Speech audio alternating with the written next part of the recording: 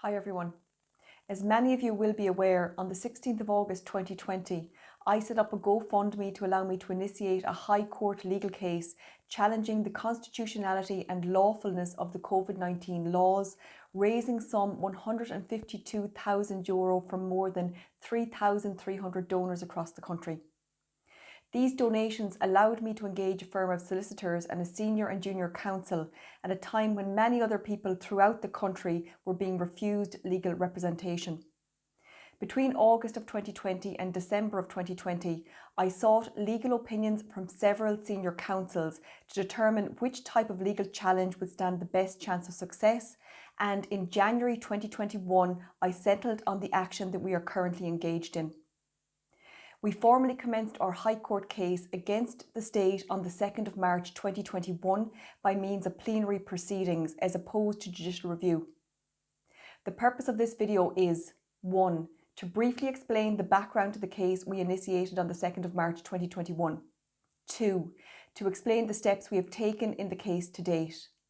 And 3, and most importantly, to advise donors that there is a one-day hearing taking place in the High Court on Thursday the 31st of October 2024 to decide whether or not our case will be allowed to proceed. As the state are currently arguing that as the Covid-19 laws are no longer in place, our case should not be heard. Under this point 3, I will also explain the arguments that the state have advanced and also the counter-arguments that we have made by means of affidavit and legal submissions to the court, all of which will be argued by our barristers on the 31st of October 2024 in the four courts in Dublin. The first point I would like to make is that this hearing is taking place in public. So any members of the public are allowed to attend the hearing, and in this regard I would encourage in particular anyone who has donated to the case to attend the hearing, as you have a legitimate interest in the outcome of the case. So now we will take a brief look at the background to our case. On the 20th of March 2020, the government signed into law a piece of legislation called the Health Preservation and Protection and Other Emergency Measures in the Public Interest Act 2020. And it was under this legislation that the Minister for Health was empowered to make regulations for the purpose of limiting, minimising or slowing the spread of COVID-19. These are their words, not mine. Noting that it was under this authority that the Minister for Health enacted into law regulations which closed businesses, decided which businesses were essential and non-essential, restricted travel, stopped people being legally able to visit with family, closed churches, required the wearing of face coverings and so on. The issue we took with the Minister drafting and enacting all of these regulations was that we said it was in breach of Article 15.2.1 of the Constitution, which states that the sole and exclusive power of making laws for the state is hereby vested in the Oireachtas. No other legislative authority has the power to make laws for the state. In summary, our legal action challenges the authority conferred on the Minister for Health to draft regulations under the Health Preservation Act 2020. Given that Article 15.2.1 of the Constitution states that the exclusive power to make laws for the state is vested in the Oireachtas and not a sole person such as the Minister for Health. The significance of the conferral of power to the Minister for Health is illustrated by the fact that during the lifetime of the Covid-19 laws, he signed into law in excess of 150 regulations using this authority. And in circumstances where these regulations were some of the most far-reaching in the history of the state, we said that this delegation of authority by the Oireachtas to the Minister for Health was unconstitutional. Now we will take a brief look at the steps taken in the case to date. So on the 2nd of March 2021, we served a plenary summons on the Minister for Health, Ireland and the Attorney General, seeking numerous declarations confirming that the Health Preservation Act is in breach of the Constitution. On the 22nd of March 2021, the state entered an appearance in response to our summons.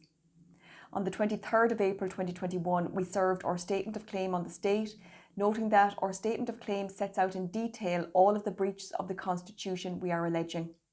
On the 13th of May 2021, the state filed Notice for Particulars, which is a list of questions that the state wanted us to answer. On the 20th of August 2021, we issued our reply to the Notice for Particulars. On the 1st of November 2021, the state issued their defence, and on the 27th of July 2022, we issued our reply to the state's defence. Then, over the next several months, we considered whether we needed to raise interrogatories or engage in discovery, but we decided against both in order to try and get the case to hearing for an early date. However, it was still July 2023 before we were ready to have the case set down for hearing, and in this regard, we issued a certificate of readiness on the state at the end of July 2023. Once the certificate of readiness had been served, the other side had 30 days to provide details of any witnesses they intended to call, and also to confirm that they agreed or not with the trial estimate that we had set. It was only after these issues had been agreed that the certificate of readiness could be lodged with the court, and thereafter that the court could set the actual date for the hearing. So by July 2023, we had undertaken every step in the legal proceedings to allow the case to be called on for hearing, which in terms of how long it normally takes a plenary High Court case to go through all stages would be considered quick. This was the point at which the state started to engage in tactics to stop the case being heard. So from July 2023 onwards, every document issued by the state was an attempt by the state to stop the case being heard, including amending their defence in November 2023 to say that we had abused the legal process by using plenary proceedings instead of judicial review. I will explain what this means shortly. Thereafter, in January 2024, the state issued a motion to the court asking for our case to be dismissed, A, as they alleged that it constitutes an abusive process, and B, on the basis of mootness. I will also explain what this means shortly too. At this time, as in January 2024, the state also filed an affidavit setting out why they believed our case should be dismissed, to which we responded in April 2024. The state then issued a legal submission in May 2024 setting out what they allege is the legal basis to have our case dismissed, to which we responded in July 2024. The hearing on mootness was initially scheduled for July 2024 but was later scheduled to the 31st of October 2024 as there was no judge available to hear the case in July. So just to be clear, the hearing taking place on the 31st of October 2024 is in response to the motion filed by the state in January 2023 to determine whether our case is an abusive process or moot, or whether our case will be allowed to be heard. If the court finds in favour of the state, our case will be dismissed, and if the court finds in our favour, a hearing date will be set to determine whether or not the Covid-19 laws were unconstitutional. So in the final part of this video, we will discuss the arguments that will be made by the state on the 31st of October and the arguments that we have already advanced by means of affidavit and legal submission in rebuttal. The first claim made by the state is that the case should be dismissed because A, I failed to bring an application for judicial review, B, the time inside which I could have brought an application for judicial review has long expired, given that JR proceedings must be initiated within 3 months of the alleged breach, and C, that because the time inside which I could have brought an application for judicial review has expired, I am now trying to abuse the legal process by initiating plenary proceedings. The first point I would like to make about this argument is that I have no doubt whatsoever that this argument will fail, and this is primarily for 2 reasons. The first is the fact that the state made the opposite argument in the Gemma O'Doherty and John Waters case in 2020. In that case, the state argued that Gemma and John should have proceeded by means of plenary proceedings and not judicial review. In this regard, please see paragraph 43 of the judgment of Justice Meehan delivered on the 13th of May 2020, which states the following. Mr. Patrick McCann SC, on behalf of the respondents, submitted that the applicants adopted an incorrect procedure in bringing these proceedings to have the legislation declared unconstitutional. The correct procedure was to bring an application by way of plenary proceedings, not judicial review proceedings. Also see paragraph 49 and 77, which state the following.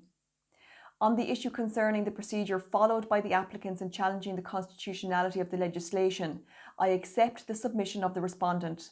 However, were I to reach the conclusion that the applicants had established an arguable case, I believe that the correct course of action for me to take would be to order that the proceedings continue as if they had been begun by plenary summons.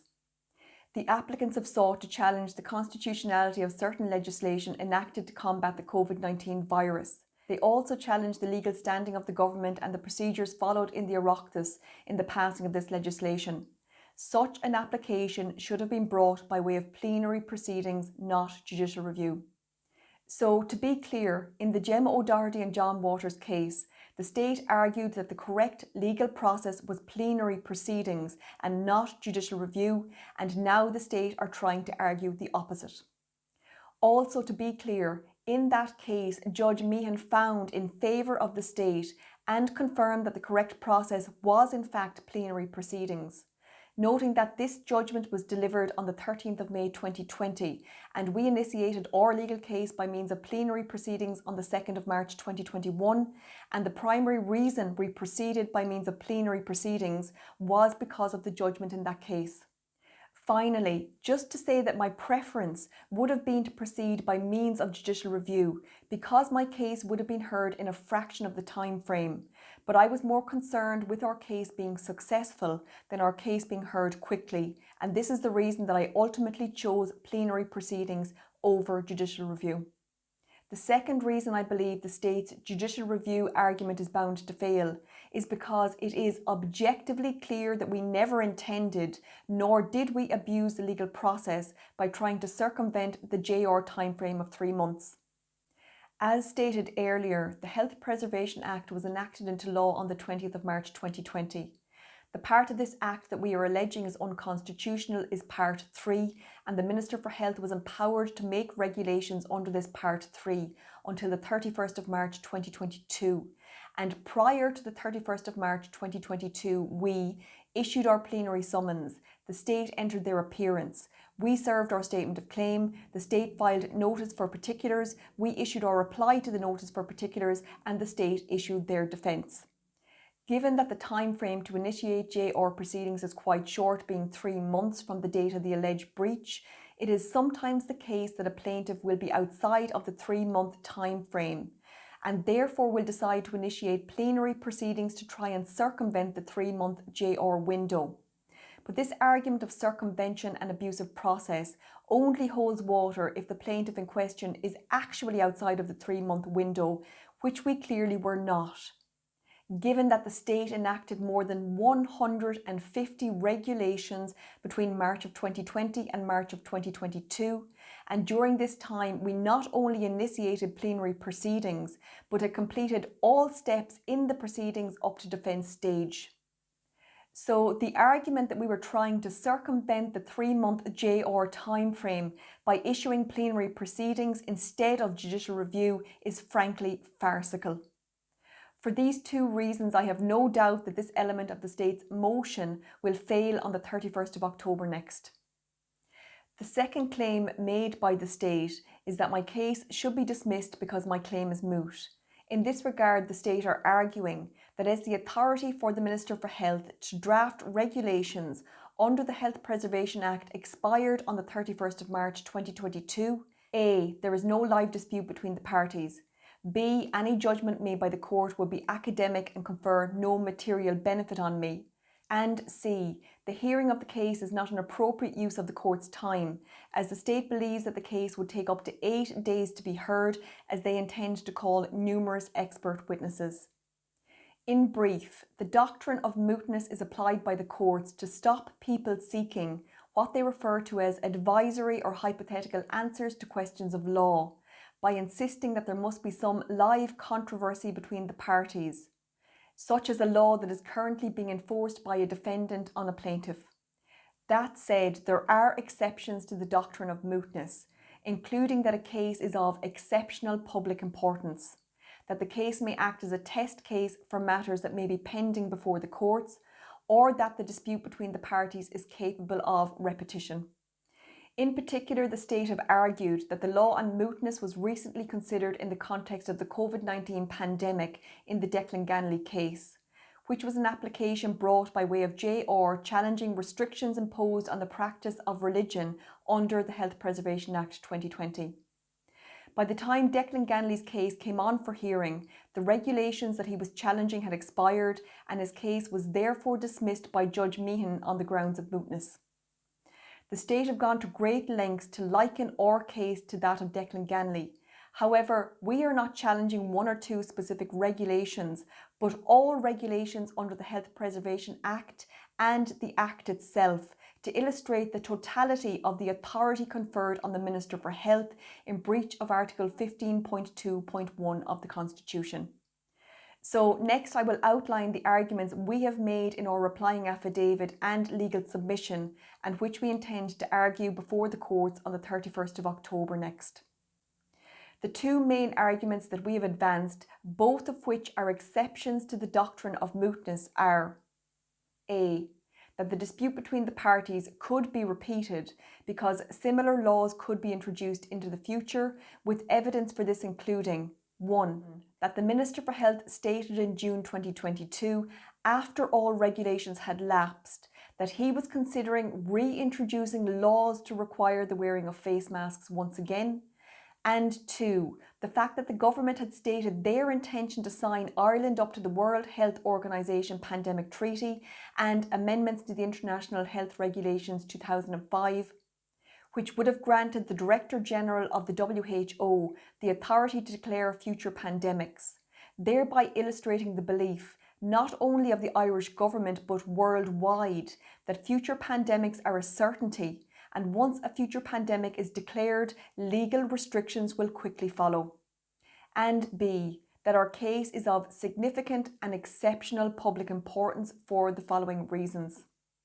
1. The type and length of legal restrictions imposed on otherwise lawful activities, noting that I and all other persons in the state were at risk of criminal prosecution for nearly 2 years, 716 days to be exact, for activities that outside of wartime had never before been made illegal, including the following: prohibiting the free exercise of religion, curtailing the right of assembly, prohibiting access to any other private dwelling, restricting the holding of and numbers attending public events, restricting the number of persons who could attend weddings or funerals, restricting free association by citizens, arbitrarily declaring large number of businesses as non-essential, prohibiting residents from travelling outside of the state, imposing de facto house arrest on citizens, and confining citizens to strict geographical zones. 2. The significant number of criminal sanctions imposed on persons under the Health Preservation Act, including the following: some 12,800 prosecutions, some 22,000 Garda imposed fines totalling more than €4.7 million, sentences of imprisonment on up to 70 persons, and additional fines imposed by the courts totalling €776,000. 3. The fact that the Health Preservation Act constituted an unprecedented interference with not only my rights but with the rights of all citizens of the state, noting that there must be an effective remedy for the protection of rights that are guaranteed under the Constitution. 4. The unprecedented, unbound and extraordinary breadth of delegation of authority to the Minister for Health to make regulations over such broad areas of human and social activity, noting that the Health Preservation Act 2020 granted unspecified, indiscriminate and unlimited powers to the Minister for Health to make regulations for any other measures that the Minister considers necessary in order to prevent, limit, minimise or slow the spread of Covid-19, and that the Minister for Health used this particular provision of the Health Preservation Act as a blank cheque to draft regulations that had never been sanctioned or contemplated by the Parent Act, including the following: the introduction of a reasonable excuse test to determine if citizens could leave their homes, SI 121 of 2020. The prescription of businesses and services as essential retail outlets or essential services or not, SI 121 of 2020. The promulgation of passenger locator forms, SI 181 of 2020. The introduction of the substantial meal requirement, which required that members of the public would not be granted access to any business or service selling or supplying alcohol for consumption on that premises unless they ordered and consumed a substantial meal worth €9. SI 234 of 2020. The imposition of mandatory face coverings on public transport, SI 244 of 2020. The imposition of mandatory face coverings in certain businesses and premises, SI 296 of 2020. The imposition of limits on numbers of persons attending funerals, SI 297 of 2020. The imposition of limits on numbers who could attend weddings, SI 701 of 2020. The introduction of paired households, whereby one household would agree with one other household that each household would be treated as a paired household, thereby allowing them to attend events in each other's homes, SI 701 of 2020. The imposition of a requirement to produce Covid-19 test results on arrival into the state where the person concerned was not an exempted traveller and where the person arriving in the state had been in a relevant state during the period 14 days prior to the date on which he or she arrived in the state, SI 39 of 2021. The imposition upon certain persons of self-quarantine upon arrival in the state, SI 39 of 2021. The imposition of a requirement whereby a relevant traveller who was 1. More than 7 years of age and less than 18 years of age, and 2. Not accompanied by a responsible person, could not travel to the state without having a relevant test result, SI 135 of 2021. The imposition of obligations on travel organisers to refuse to organise the travel of persons to the state where the person had not, to the satisfaction of the relevant travel organiser, demonstrated that he or she had a relevant test result, SI 135 of 2021. And the introduction of ad hoc lists of events permitted to take place inside the state and the maximum numbers of persons allowed to attend such events, including the likes of the following: that 1,000 people could attend a Shamrock Rovers versus Drogheda game, that 200 people could attend an indoor concert, that 2,500 people could attend an outdoor golf tournament championship, and that 3,500 people could attend a music festival, SI 304 of 2021. It's actually crazy when you recall the type of measures that the government were enacting in law. 5. The overall responsibility of the courts to preserve constitutional safeguards and the exclusive lawmaking authority of the Oireachtas be not eroded by a delegation of power, neither contemplated nor permitted by the Constitution. 6. That declaring this case moot would have the effect of telling the Oireachtas that provided a sunset clause was included in legislation, thereby making the legislation temporary in nature, that this would somehow render the legislation immune from review by the courts, regardless of how significant or geographically widespread the restrictions on civil liberties might be. 7. The constitutional right to access to the courts for all citizens. And 8. The lack of parliamentary oversight when regulations were being enacted, which was raised by many TDs as a particular area of concern and which resulted in several TDs bringing forward a private member's bill titled Health Parliamentary Oversight of Certain Instruments Relating to COVID-19 Bill 2021. Now, it's clear that I believe that this case is of significant public importance. However, it's also worth noting that wide groups of people, including the government itself, TDs and NGOs, all considered the restrictions imposed through the Health Preservation Act to be both significant and unprecedented, with some examples including the following. A. The preamble to the Act itself states that it is an act to make exceptional provision in the public interest, and that an emergency has arisen of such character that it is necessary for compelling reasons of public interest and for the common good that extraordinary measures should be taken. B. A 92-page report prepared by the Irish Council for Civil Liberties in May 2021 titled Human Rights in a Pandemic, which states the following. We must continually remember just how far-reaching these restrictions have been. They go to the heart of our democratic society, bringing the state and the Gardaí into regulation of ordinary life. This unprecedented situation has given us a glimpse into the experience of other regions of the world where police checkpoints, curfews and criminalisation of community activity are commonplace. Our democracy has been strained. While the government and Oireachtas did not move to entirely suspend rights, as some other states did, the Minister for Health was given incredibly broad powers to restrict human rights. In particular, the two ministers over the pandemic period introduced an extraordinary range of regulations criminalising aspects of daily life. C. A 62-page report prepared by the Irish Human Rights and Equality Commission in February 2021 titled Ireland's Emergency Powers During the Covid-19 Pandemic, which states the following. The powers delegated by the Health Preservation Act are sweeping in respect of the conduct that may be prohibited by the Minister by regulation, and the effect on rights is potentially vast. And finally, D. A 22-page paper written by TD Jim O'Callaghan in April 2022 titled Emergency Powers and the Executive, Reflections on the Past and a Vision for the Future.